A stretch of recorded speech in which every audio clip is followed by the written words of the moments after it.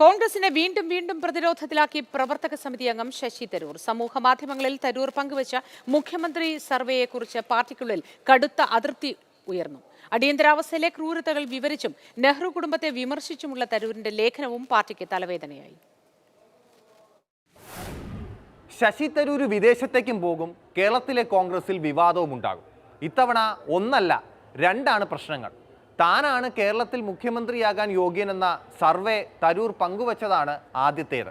ജനപ്രീതി ഉണ്ടെന്ന് കാട്ടാനുള്ള തരൂരിന്റെ നീക്കം നേതാക്കൾക്ക് അത്ര ഇഷ്ടപ്പെട്ടിട്ടില്ല. ശശി തരൂർ ഇപ്പോൾ ഏത് പാർട്ടിയാണെന്നാണ് കെ മുരളീധരന്റെ ചോദ്യം.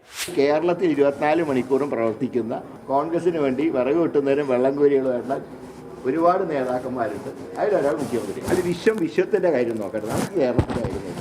അല്ല, അദ്ദേഹം ലോകം മുഴുവൻ നടന്നു നിൽക്കാൻ നമുക്ക് ആവശ്യം കേരളത്തിന്റെ കാര്യങ്ങൾ അറിയുന്നു. മുഖ്യമന്ത്രി സ്ഥാനത്തേക്ക് ആരെയും ഉയർത്തിക്കാട്ടണ്ട എന്നാണ് പാർട്ടി തീരുമാനം. അതിനിടെ സ്വയം നേതൃസ്ഥാനത്തേക്ക് ഉയർത്തിക്കാട്ടുന്നത് അനുചിതമെന്നും പാർട്ടിക്കുള്ളിൽ തരൂരിന് വിമർശനമുണ്ട്.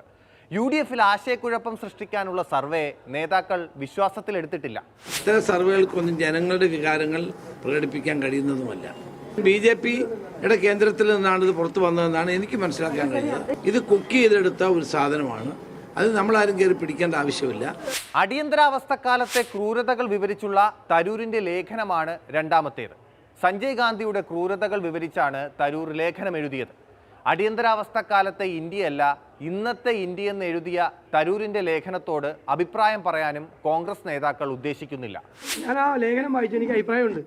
ആ ലേഖനത്തെക്കുറിച്ച് എനിക്ക് അഭിപ്രായമുണ്ട്, പക്ഷെ പറയുന്നില്ല. ഞാൻ പറയില്ല, ആ ഒരു കോൺഗ്രസ് നേതാക്കളെ കുറിച്ചും ഞാൻ പറയില്ല. എനിക്ക് പരാതി ഉണ്ടെങ്കിൽ ഞാൻ ദേശീയ നേതൃത്വത്തെ അറിയിക്കും.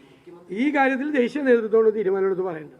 ഉള്ളിൽ ദേഷ്യമുണ്ടെങ്കിലും തരൂരിനോട് പൊട്ടിത്തെറിക്കാതെ പോവുകയാണ് കോൺഗ്രസ് നേതാക്കൾ. കേരളത്തിൽ ഇല്ലാത്ത തരൂരിനെ കോൺഗ്രസ് എങ്ങനെ അനുനയിപ്പിക്കുമെന്ന് കണ്ടറിയാം.